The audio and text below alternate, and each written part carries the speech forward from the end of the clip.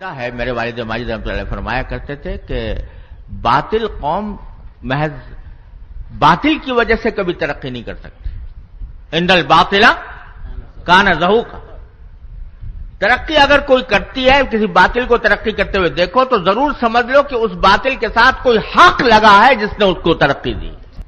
تو یہ ساری باطل اقوام جو ترقی کرتی نظر آ رہی ہیں وہ اپنے فسق و فجور کی وجہ سے نہیں، اپنے غلط عقائد کی وجہ سے نہیں، اپنی عریانی فحاشی کی وجہ سے نہیں، اپنے بے دینی کی وجہ سے نہیں.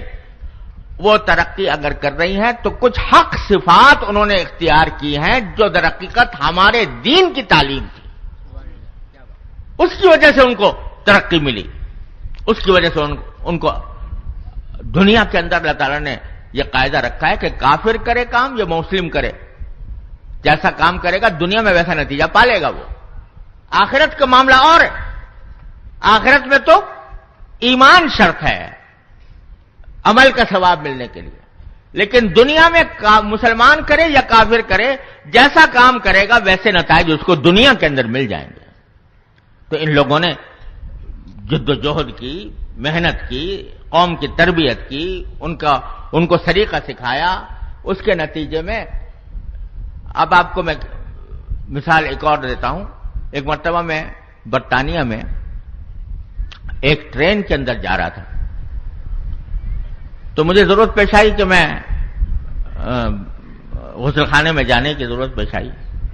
تو وہاں جا کے دیکھا تو اس پر لکھا ہوا تھا کہ یہ آکوپائیڈ ہے، یعنی ابھی اس میں اندر کوئی ہے. تو میں آ کر بیٹھ گیا کہ جب خالی ہوگا تو چلے جائیں گے. تھوڑی دیر کے بعد میری نظر پڑی تو ایک خاتون وہاں پر کھڑی ہوئی تھی، اور جیسے کوئی انتظار میں کھڑا ہوتا ہے، اور تختی پر اب آکوپائیڈ لکھا ہوا نہیں تھا، خالی پڑا ہوا تھا. تو میں نے ان سے کہا کہ اگر آپ کو جانا ہے تو آپ چلی جائیں، خالی ہے. تو کہنے لگی کہ نہیں، میں اصل میں ایک اور وجہ سے کھڑی ہوں. میں نے کہا کیا وجہ ہے؟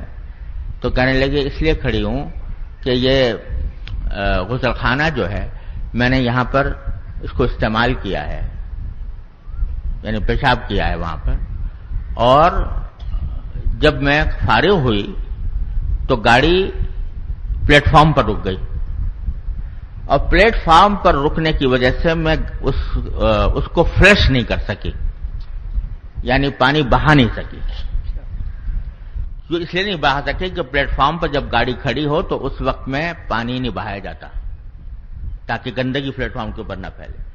سارے ریل کے اندر ہدایات لکھی ہوتی ہیں، نہیں آپ نے دیکھی ہوگی کہ جب پلیٹ فارم پر گاڑی کھڑی ہو تو استعمال نہ کیا جائے.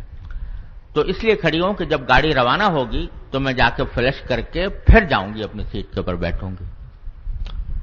اب آپ ذرا اندازہ کیجئے کہ ایک تو یہ کہ قاعدہ ہے پلیٹ فارم کے اوپر گندگی نہ پھیلائی جائے، یہ وہاں پر بھی لکھا ہوا ہے، ہمارے ہاں بھی لکھا ہوا ہے ریلوں میں، لیکن کتنے لوگ ہیں جو اس پر عمل کرتے ہیں. اور پھر یہ اہتمام کہ بھئی میں ویسے چھوڑ کر آ گئی ہوں، اس کو فلش کرنا بھی ضروری ہے، اس کے بغیر مجھے جا کر اپنی سیٹ پر نہیں بیٹھنا چاہیے. یہ سارے طریقے انہوں نے اپنے قوم کے مزاج میں رچا بسا دیے. اس کے نتیجے میں ایک ترتیب ہے، ایک نظم ہے. ساری دنیا ان کو دیکھ کر ان کی سمجھتی ہے کہ یہ قابل تقلید لوگ ہیں. یہ ساری باتیں ہمارے دین کی باتیں تھیں، لیکن انہوں نے ان کو اختیار کر لیا اور اس کے نتیجے میں وہ آگے بڑھ گئے، دنیا میں آگے بڑھ گئے. ہم نے یہ طریقے چھوڑ دیے. تجارت کو دیکھو، تجارت کے اندر امانت، دیانت یعنی سچائی، وہ ان کے ہاں آخرت کا تصور ہو یا نہ ہو وہ تو ہے ہی نہیں ان کے ہاں، لیکن اپنی تجارت کو فروغ دینے کے لیے انہوں نے امانت اور دیانت کو اختیار کر لیا.